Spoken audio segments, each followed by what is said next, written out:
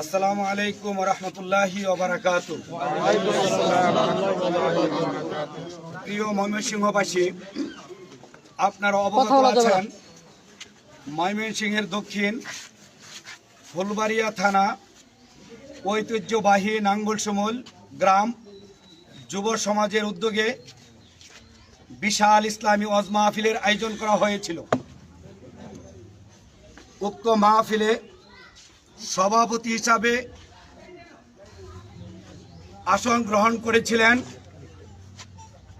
ত্রিশালের তিথি সন্তান শাইখুল হাদিস মুফতি আতিকুর রহমান নোমানী দামাত বারকাতুম আলিয়া। আপনারা জানেন এই মাহফিলে মুফতি আতিকুর রহমান নোমানীর মাধ্যমে আমাদের বাংলাদেশের বক্তা রফিকুল ইসলাম মাদানী সাহেব তিনি দাওয়াত গ্রহণ করেছিলেন।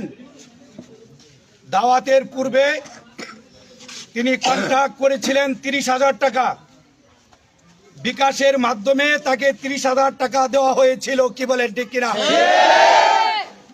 এবং আজকে যখন মাহফিল শুরু হয়ে যায় তখন আতিকুর রহমান নোমানী সাহেব তার সাথে বারবার ভিডিও ফোনে কথা বলেন এবং আতিকুর রহমান নোমানীকে আশ্বস্ত করেন যে উনি আসতেছেন, মেসেঞ্জারে কথা বলেন উনি আসতেছেন।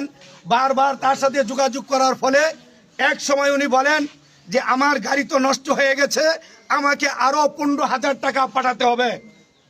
ঠিক প্রিয় উপস্থিতি, যেহেতু গাড়ি তার নষ্ট হয়ে গেছে, গ্রামের মানুষ সরল সোজা মানুষ, তার কথাকে ভিত্তি করে বিকাশের মাধ্যমে 15,000 টাকা পাঠানো হয়। কি বলেন ঠিক কিনা? কিন্তু টাকা পাঠানোর পরে সে আশ্বস্ত করে যে আমি 20 মিনিটের ভিতরে মাহফিলে চলে আসব।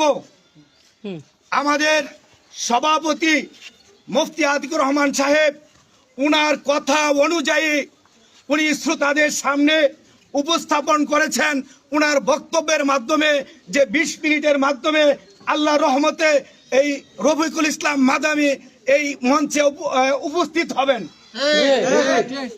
এই কথার পরিপ্রেক্ষিতে আপনার দেখা যায় 20 মিনিট চলে যায়, আতিকুর রহমান নোমানী সাহেব বয়ান করতে থাকে। এক সময় আসরের নামাজের সময় হয়ে যায়, তারপরেও সে আসে নাই। আমি